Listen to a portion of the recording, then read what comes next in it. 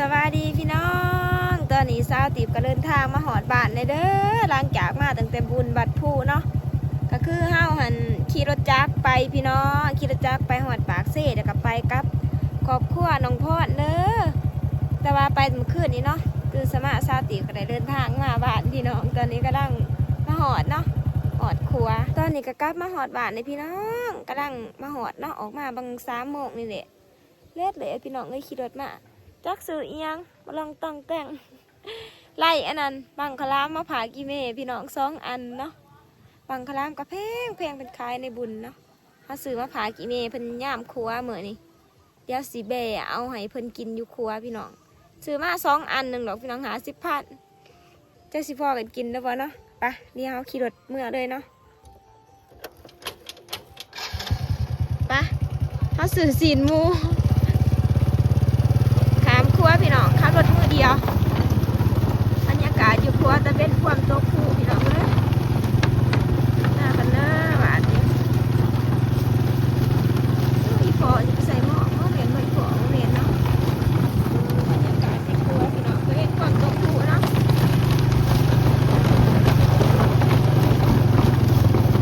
อ่ะขับรถขึ้นข่อยก่อน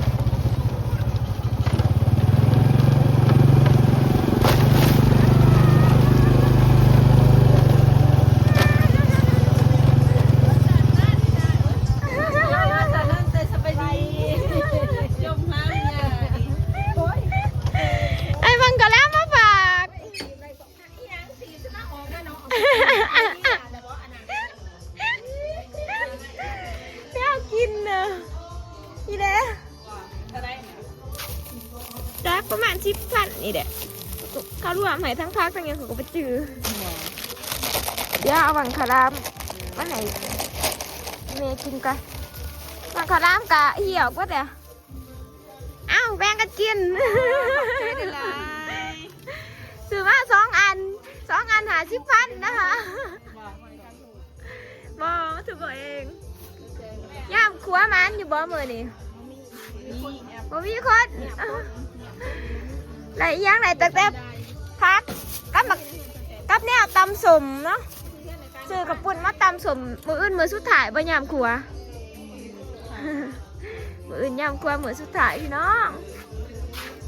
พี่น้องไปเที่ยวนั่นเด้อว่าถ้าได้เรื่องคลิปนะไปบุญบัดผู้คนได้ทับบังก็ลามปวกบ่ได้มันแตกว่าทำแพงทำดีแล้วใจยังไงจำนี่เนาะกินเนาะถ้าใจก็ไปบ่ไปใส่บาตรโอ้สิมื้อก่อนดอกพักมันสิบวบปะล่ะเมย์ก็น่ะสาวยามครัวมันนี่เบิ่งมันสิไหลเท่าไรเพิ่นบาเมื่อนี่เงียบไปดิอะโหลพี่น้องให้คนนี่ผู้ไฟมาผู้ด้วยน่าได้กินเบียร์พี่น้องเบียร์ลงโตเนาะทางดินบรรยากาศยามแดงเล็กอุ้มลูกอุ้มหลานขอได้ดิร้านจะบอกไม่ร้านนี่นี่สวัสดีพี่น้องร้านนี่สบายดีนะสบายดีสิสบายดีFCตีปะสิมาเผาครัวพี่น้องมือเป็นมือสุดท้ายว่าไงเตี้ยมือสุดท้ายอะไรก่อนไหนเท่าไรฮะพ่อแม่300,000โอ้มือนี้บ่ได้เด้อพี่น้องเอ้ยบ่มีคนเที่ยวเนาะหมู่วันธรรมดา300,000ไปไรหาโล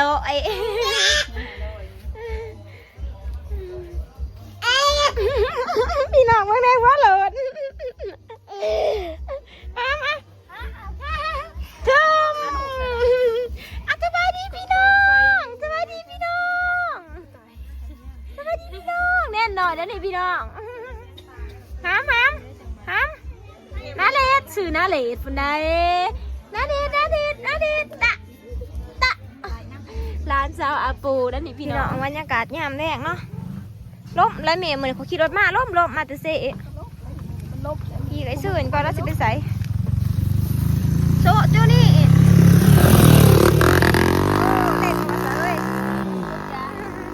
มาสิมาไต่ถูกพี่น้องโอ้บรรยากาศอยู่ท่าครัวเนาะ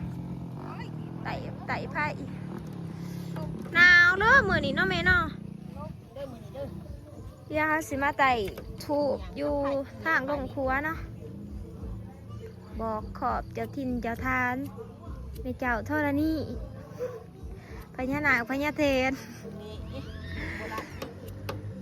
นี่กระไผ่บ่มีอีหยังพอดี กระไพร้อยละ เอ้ยบักห่าเนี่ยบ่มีน้ำมันพอดี อยู่นี่ นี่อยู่น้ำมันสมาขีดบ่ได้ ลูกเพิ่นตายเลยพี่น้องแต่อีตนมาหน่อยข่อยเท่าโศกค่ะข่อยหักคือหยังนี่กอดทุกเสาร์ทุกเละ จะได้จังบะมันเป็นโรคอันนั้นพี่น้องโรคลำไส้เนาะเป็นแต่อีตน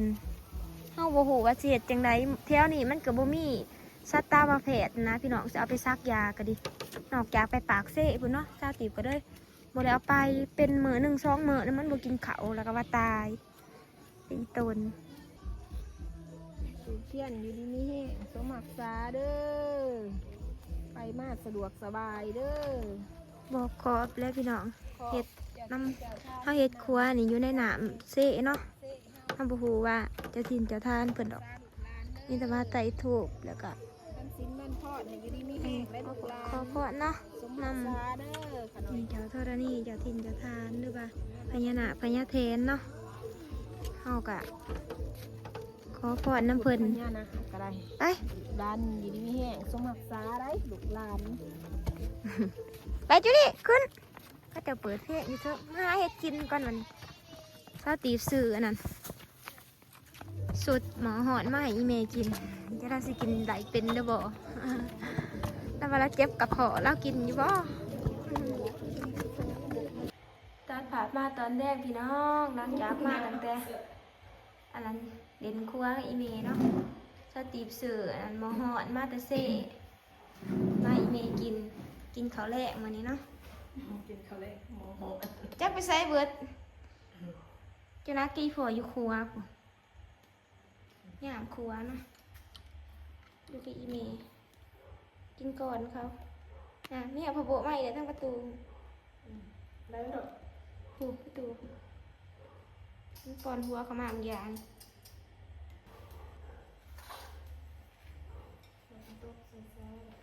เพิ่งเอาได้เลย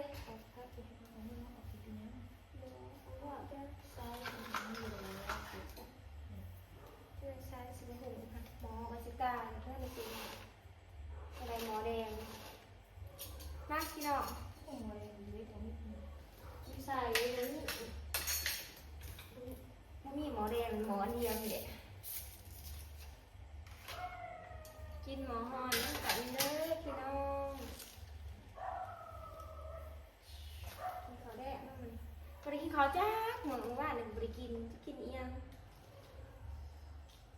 เอามาเขาทำไมเขาติม เขามากินกับอีกกินหมูทอดจะกินเฮิงเลยดิเนี่ยจะกินเฮิงแล้วอีเมย์กินก่อนมันก็อ่อนได้อ่อนจะกินด้วยเฮ้ยจะคงโยกเจ้าหน้าต้องอยู่ครัวผมก็อีโบเช็ดให้ซื้อกินได้บ่เอาเสียงด้วยเนาะอ่อนก่อนนะขยายเสื้อสีหอมบ้างซื้อมาจะเสกพี่น้องเลยมาแต่เด่นบัดทูเมื่อยเมื่อยยากเมื่อยยังเนาะ พวกนี้ทำไมก็อ่อนมากเหนื่อย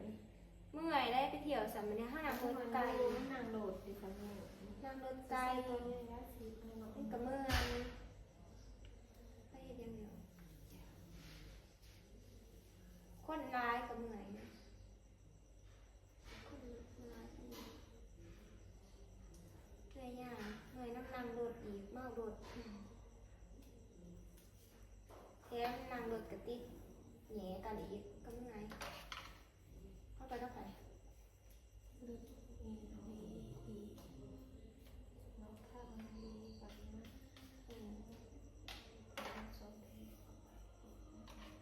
เปียกค่ะ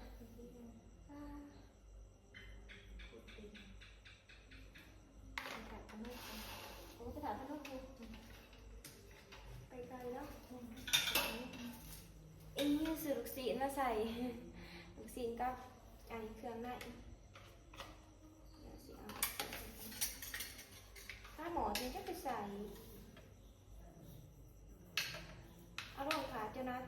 นก็มาให้เจ้ามาได้ยังเป็นเมาหรอวะกินเบียร์กินเหล้าเขาอยู่ตาครัวไปซื้อเซ่สวนมีแหวนกินมาได้เนี่ย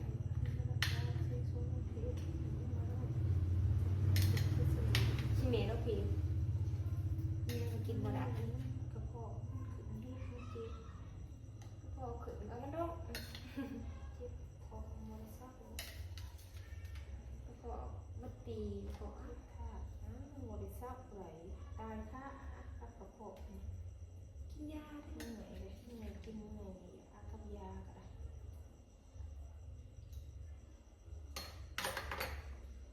เป็นกระเพ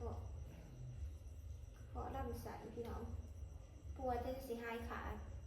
อีเมย์เป็นมาหลายปีเลยมันเห็นเราสาวมันจะจมอะไรปีนี้เป็นเหนื่อยติดจีนี่จะจมกระเพาะขึ้นก็กระเพาะโรคมันเข้ากันกันคือเวียนมา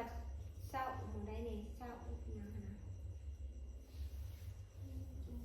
กินยาอย่างก็สิเศร้าเป็นกระเพาะนี่พี่น้องเป็นที่ในสุดนี่เจ็บท้องเจ็บนี้ไปกวดได้บ่กวดใส่ฟองค่าไปได้บริไปค่าอะไรค่าค่าที่อันนั้นค่าครัวกับอันนั้นกินยาเนี่ยก็คือเก่าอันนี้พี่น้องกินเอาลงขาเนาะจะหน่อยจะนัดป้าไปอีกโต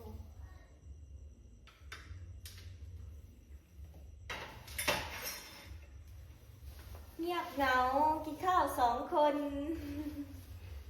เดี๋ยวถามันผดก่อนพี่น้องเขาไปเลยนะกินข้าวกับหมูหอนมือสีหนาหมอหอนเอาคือสีเสาเลยเนาะ FC ว่าบ่เป็นตาอิ่มเห็นเฮากินอันนั้นสินดาบมื้อนั้นมันบ่มีหยังกินตามมีตามเกิดพี่น้องบ่อิ่มก็อิ่มเอาเนาะแม่ บ่มีเงินซื้อกินสำนี้ไปก่อนใบมีเงินจักสิซื้อให้กินหลายๆถ้าเบิ่งตามมันเฟิดซะพี่น้อง ก็จะบอกสวัสดีพี่น้องไม่ได้กินหมูฮอด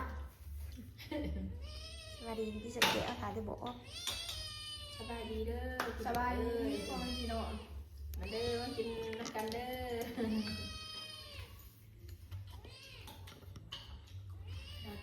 เนี่ยกับพ่อแม่เอา เอาแม่ออกไปไหนไปจู มันมาอยู่นี่มันไม่ได้กินข้าวแล้วมันหอมยั่วๆอยู่มาพี่น้องสุกแล้วตอนนี้สุกแล้วน้ำขังถึงกับที่เห็น ดื้อ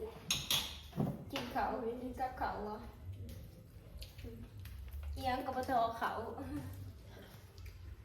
กินยังกับพี่เขา เลี้ยงมาอีกเลย ตัวละที่ หนักซะ มันเทมัน มาเพิ่นแม่มัน โด โด น ด รักเป็นละยะ เก้าเนี่ยมันเคยมันมีทางเขาไปสิห้องตีเขามาก็ดีเหี่ยอยู่ แม่เพิ่น เลิกพี่น้อง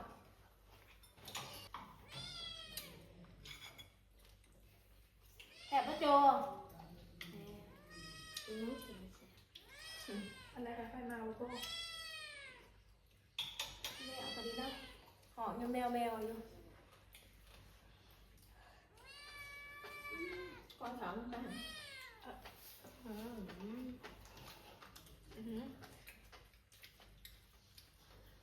เกี่ยวพี่อ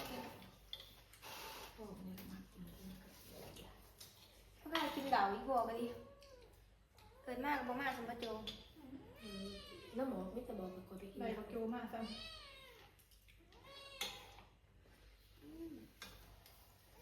แซ่บ น้อง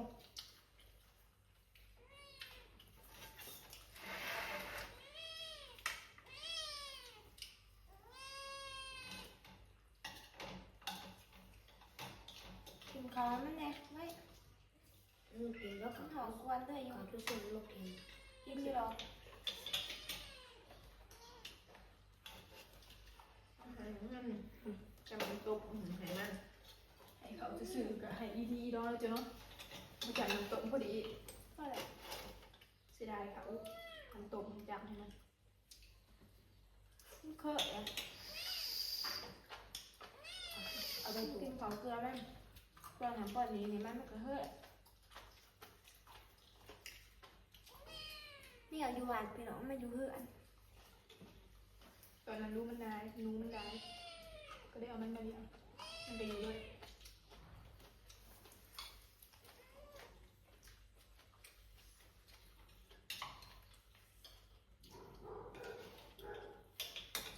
แล้วก็ว่าจะมาแม่แจ้งแมวอันนี้หนังแมวอยู่ขยะค่ะ เขาอุ้มของมันเหนียวในท้องกินมาหวานกับเขา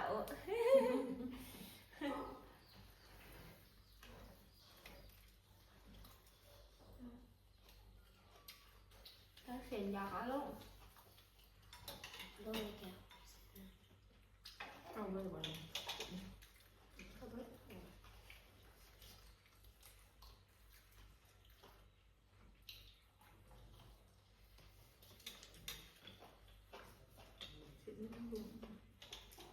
ียนที่ใช้เสียนน้อยเดียวจนตัวนั้น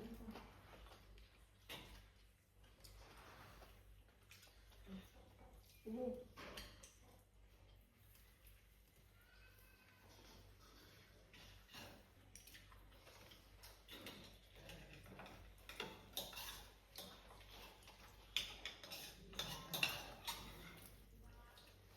หมอเขาบอกหอยแห้งสั่นหนังเลยไข่กระจายเลยหมอเลยคอย จะไปซื้อหมอถ้าพี่ขอไปจะซื้อแน่เลยไปซื้อไม่ได้มา ซื้อหมอแดงแล้วแต่พันนี้เงินซื้อ แก้วไม่ได้กินเด้ออีกแล้ว อะไรหมอแดงไม่ต่างกันเจ็บ ต่อที่นั่ง หมอแดงก็หมอไฟฟ้าหมอฉีดหนาไฟฟ้า มันจะไปถอนไหลมันตรงนั้นมันสำหรับตรงนี้นะ จังอันซื้อจะได้บริสุทธิ์แต่ละของเอฟซีซุปอาหารเราซุปอาหาร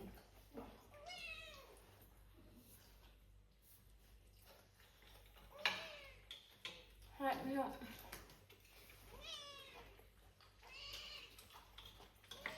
เขาไม่รู้อยู่